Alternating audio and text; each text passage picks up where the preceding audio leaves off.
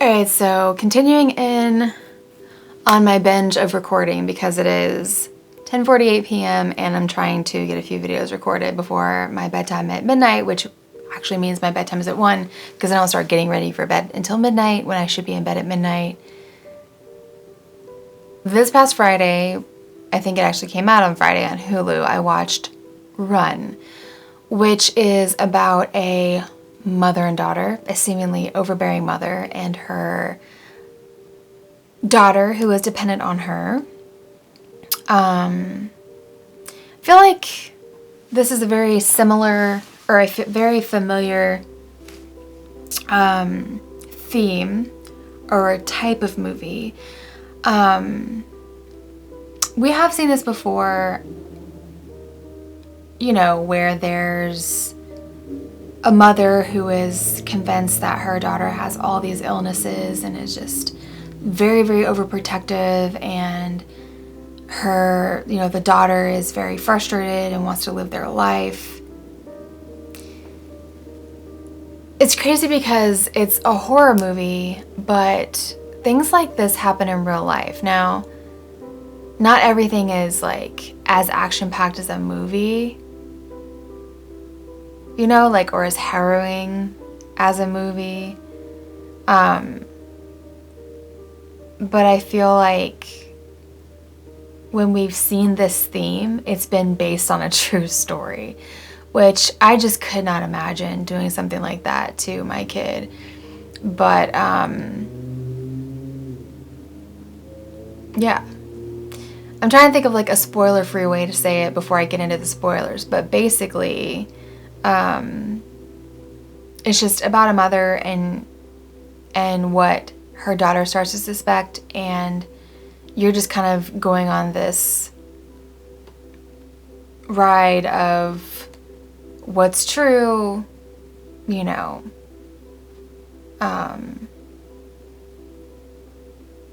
don't know. It's pretty straightforward. I think that it's, when you see the previews for it, you pretty much know what you're in for because we've seen it before.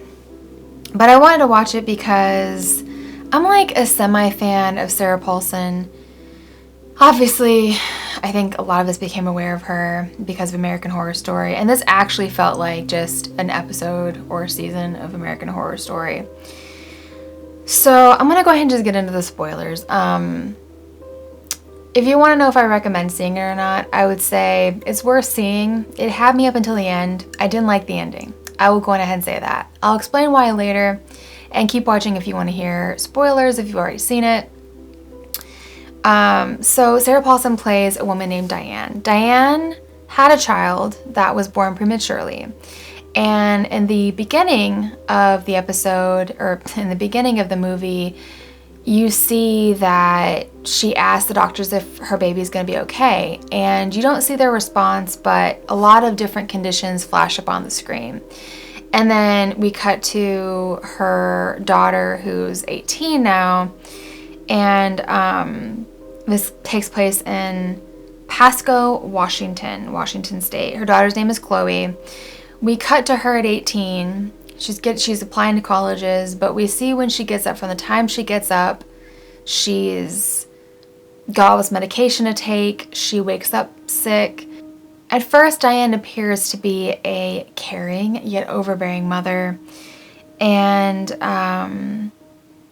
Chloe is very into electronics. She wants to go to University of Washington in Seattle. So Chloe is very, very anxious to find out if she's gotten in. She wants to know, you know, her mom checks the mail every day and she wants to know if she got an acceptance letter. And her mom brings in groceries one day, and Chloe, among all of the other issues that she has health-wise, is diabetic. And she goes into the grocery bag to steal or to sneak some chocolates. And while she's in there, she finds a prescription bottle with her mother's name on it. But the pills look like pills that she's been taking. So she starts to suspect something is weird, and she asks some questions. She looks around. So she uses one of her electronic gadgets to get to this pill bottle at the top of the medicine cabinet that is out of her reach, because the night before, when Chloe asked her mom, why did the pill bottle have your name on it, she said that was the receipt. They wrapped the receipt around the bottle. And so when Chloe gets down this bottle of pills, she peels back her name because suddenly it has her name on it now. But then you see that it has Diane's name on a label underneath. Chloe decides to stop taking the pills. And then she Googles the name trigoxin. But when she gets ready to do that, conveniently, she doesn't have internet. So she decides to, first, she calls the pharmacy, and the pharmacist recognizes the number. And Chloe quickly hangs up because she doesn't want her mom to know that she's looking into these pills. So then Chloe, which I wouldn't think to do this, she thinks to call a random number and ask a stranger to Google this drug name and tell her what it is. And this guy's like, this is so weird, but she convinces him to help her. She wants to know what it's used for because the name is on the pills, but she doesn't know what it's for. The guy says that trigoxin, because he's looking at the photos of these pills, and she asks what they look like. And he says that they're red pills, but the pill that's in her pill bottle is gray and green. So something's not right.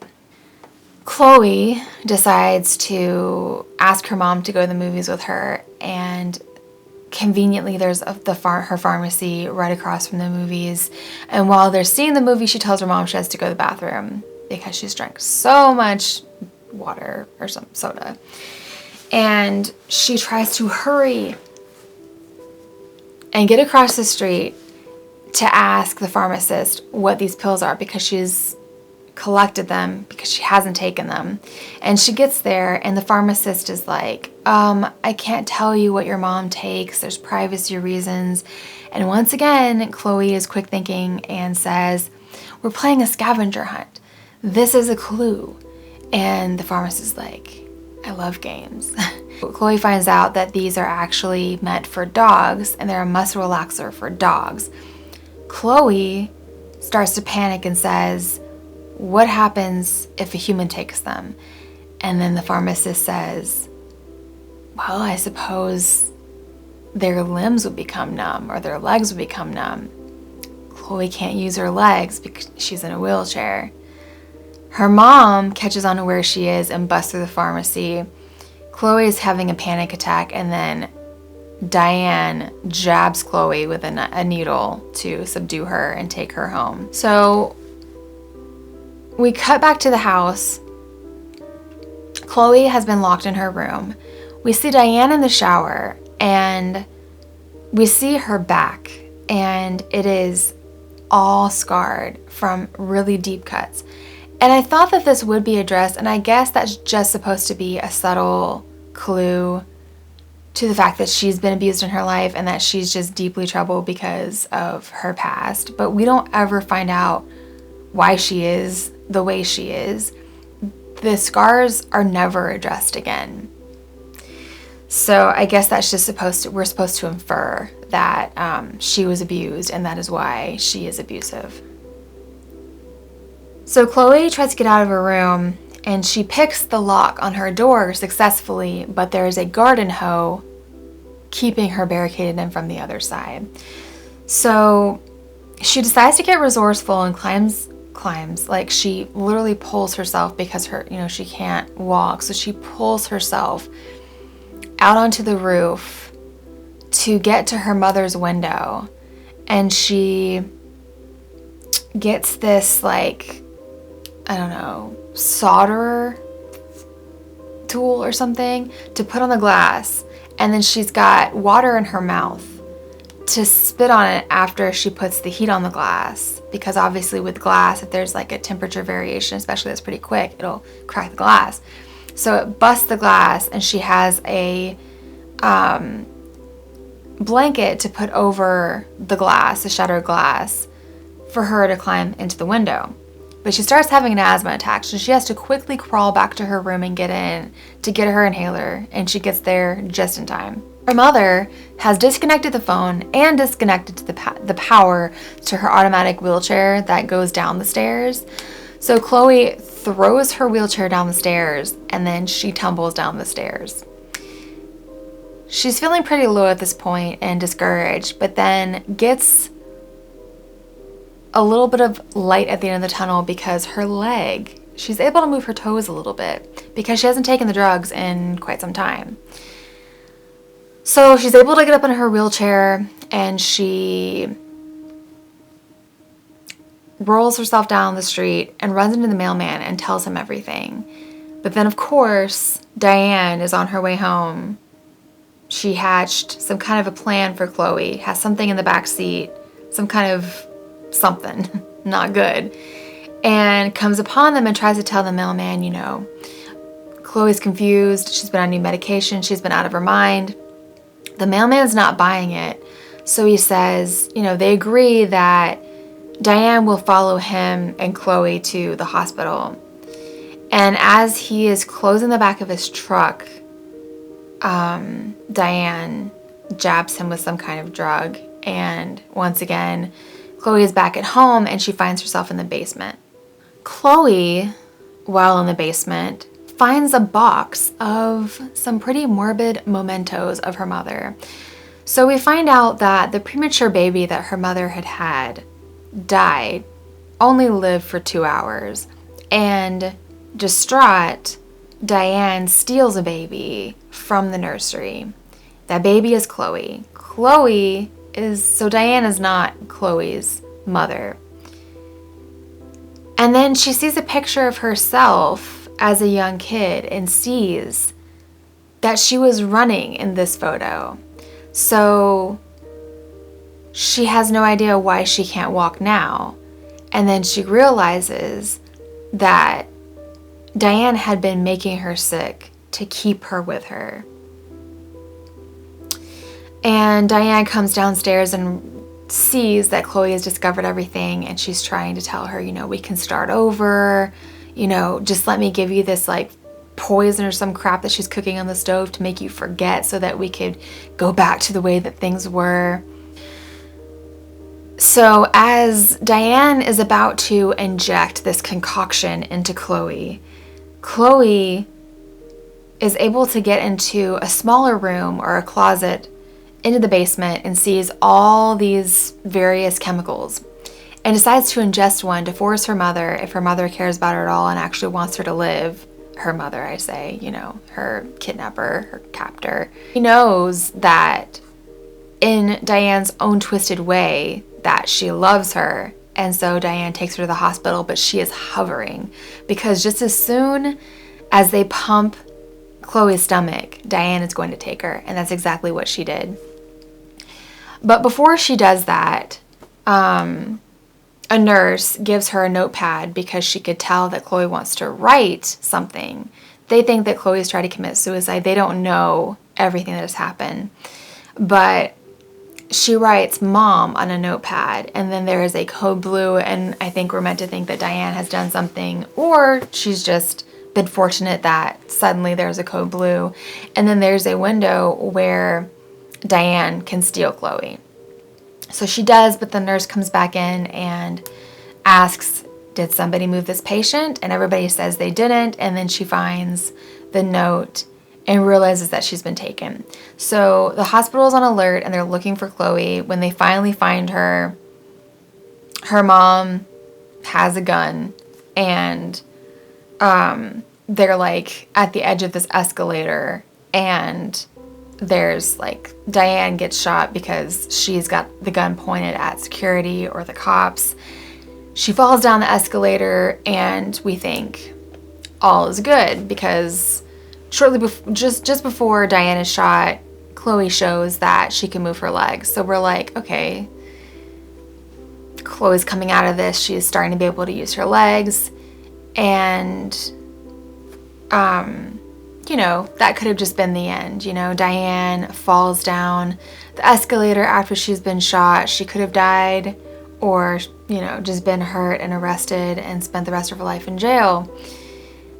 But we cut to 7 years later, and we see that Chloe is visiting her in her mental, in the psych ward / jail, wherever she is. And she's telling her about her life, about her job. We can see that she's got a wedding band on. She's married, maybe has a kid, I don't know.